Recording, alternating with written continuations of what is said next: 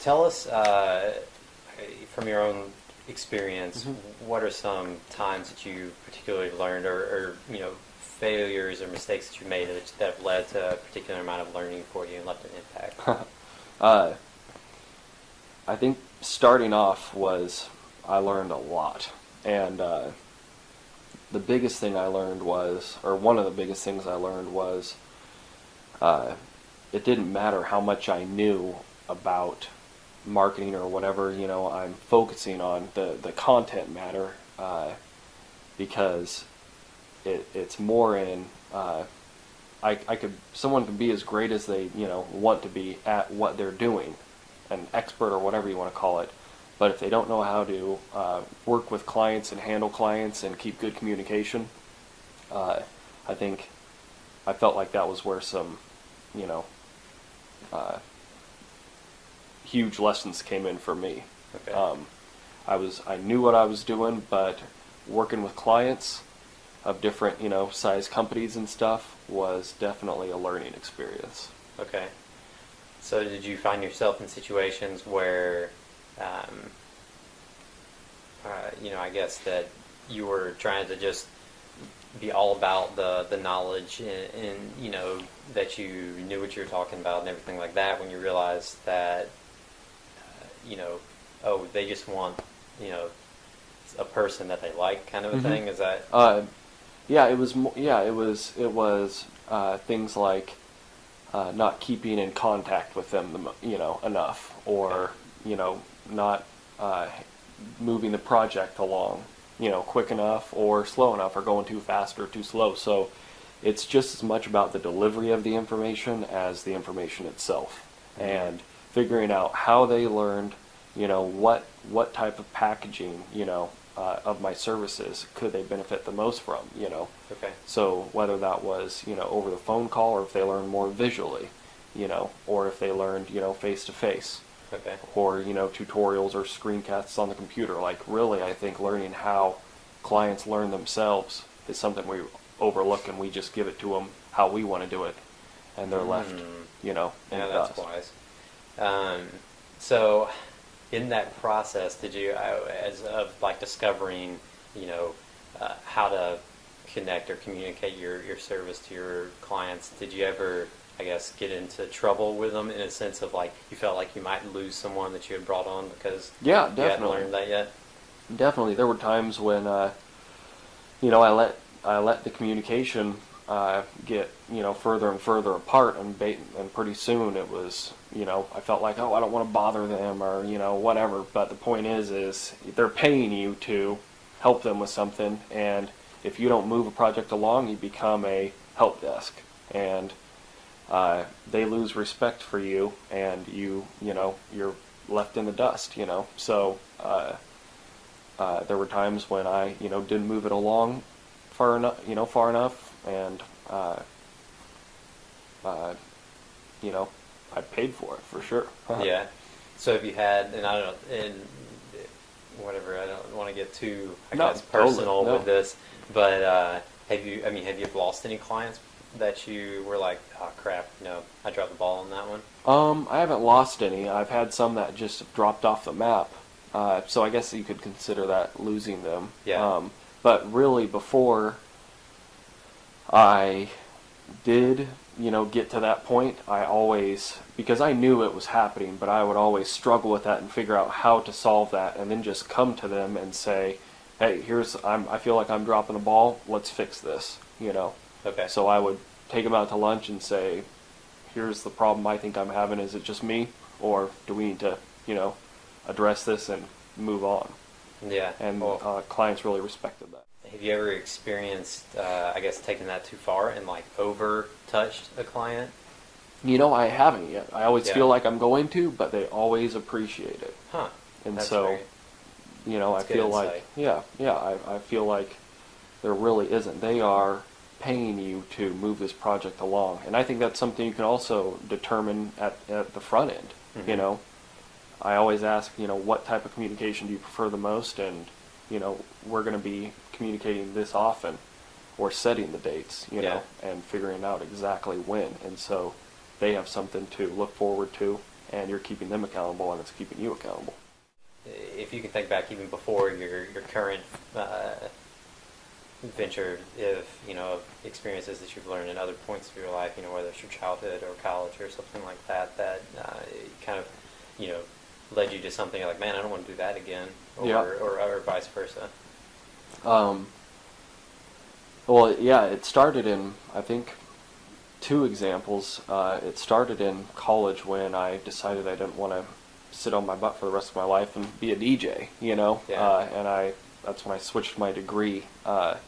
But it was kind of expected of me, I love doing it, I had been doing it for a long time, but I just didn't feel, like it would make me happy, so I didn't do that. And then later on in college, I got a job doing some marketing for a real estate company, and I thought I wanted to get into being like a real estate agent, and so I bought the course and tried to get my license over the summer, and I could not force myself to get through that book and take the test. It was terribly boring, and I thought about it, and I just didn't want to work on nights and weekends when a lot of real estate agents do, Yeah. And so I felt like I was being really lazy at the time, but I said, I'm done with it, and I quit it, and it ended up being one of the best, things I've ever done. That's interesting. So I guess if we could, try to put that in the context of what we're talking about, would you say that your initial thought to dive into real estate? Well, first, why do you think you did it? Why do you think you first made the choice to go into real estate at the time? I think a lot of it was I wanted something that was scalable. I didn't want to, I wanted something that I could grow without, me having to be there. And, some mentors of mine suggested, reading some of the Guy Kawasaki books and stuff. And so I was like, man, getting all fired up about real estate, and I'm going to own a bunch of rental properties, and I'm going to this and that, and I think I got really excited about it, Mm-hmm. and I let that kind of, guide me. Yeah. And then what would you... So I guess after you got to the point where you got the book and were trying to do the class, Mm-hmm. you were like, man, this is not for me. At that point we were like, this was a mistake. Is that how do you feel like you felt that way, or? No. I just was like, how I always describe it is, I don't care how much money I spent on it, I'm just glad that I know that this is one thing I know I don't want to do. So if it took me a summer to figure that out, I can cross that off my list, and, now I'm that much closer to figuring out what I do want to do. And that is exactly what Thomas Edison would say. Awesome. You have taken the time to, whatever it is, to figure something out on Mm-hmm. on your own, not whatever, agonize on whether or not you should do it. When you're saying, okay, I want to go into real estate, you get excited, you go into it, you explore it, and you say, okay, this isn't what I thought it was. I didn't know about it Mm-hmm. beforehand. There's no way you could know about Mm-hmm. it beforehand. And then you finish that, and you have the perspective of, wow, now thank goodness, I know I don't want to do that again. And then for yourself, in your situation, you didn't continue the mistake and just like force yourself to do it. Mm-hmm. So again, a great learning curve on there. But that perspective is so valuable, so pivotal to entrepreneurs and people that are trying to go out and kind of innovate and be creative on their Mm-hmm. own right, and being able to say, look, whatever, I'm not supposed to be a real estate agent or whatever it is, kind of a thing. Okay, I realize that. Thank goodness I know that I don't need to be that anymore. Yeah. Move on. Yeah. Next thing, let's figure out what I do want to do, Mm-hmm. kind of thing. And then that eventually, and then that led you to Flux Mm-hmm. eventually, which Yeah. you're absolutely loving, and Yeah. and still learning. And that started off totally different too. That was at the very beginning, marketing, and then I switched to presentation design for a month or two, and then I switched to doing websites and design, And then I'm focusing mainly on strategy, which has been for the last, definitely for the longest. That was all within a couple months. But Yeah. uh, It's feeling out, figuring it out. yeah, It's like yeah. it's like an invention. You release a prototype. You figure Mhm. out how it works. You see what it how it acts. You hone it. Mhm. You fine tune it, kind of a thing. And that's entrepreneurship. Entrepreneurship isn't shiny. The shiny, gleaming, perfect object that you just like sit in a room and come up with this like, golden you know, uh, perfect idea Yeah, kind of thing yeah. and throw it out there and it just works Mhm. flawlessly.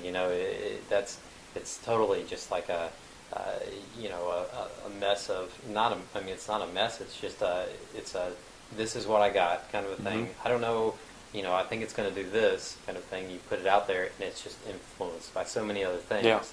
And, and we have to be willing to just take that little object that we've created and put it out there Mhm. because without putting it out there and being open to kind of it revealing the flaws of what we think is going to work, we'll never understand how it's truly meant to work. Mhm.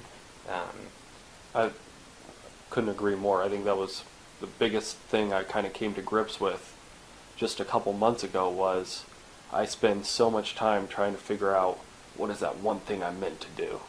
What is that for the rest of my life? What is that? What part of marketing? And I bounce around to different parts. mhm. But um, I was just agonizing over that. But I kind of came to the conclusion of it. The focus shouldn't be on that one thing that you just suddenly pops into your head and that's it. Instead, I'm focusing more on what am I doing right now where I can learn the most from and provide the most value and just more of it's a step along the journey. If I switch to something else, I can rebrand myself and go forward, big deal. But I think I at least lost so much time just trying to figure out that one shiny object, Mhm. where that's not the point. It's what can I learn the most from right now? What can I help the most with right now? And do that, and then move on to the next thing because my interests and my skills are going to change. That's fine. Yeah.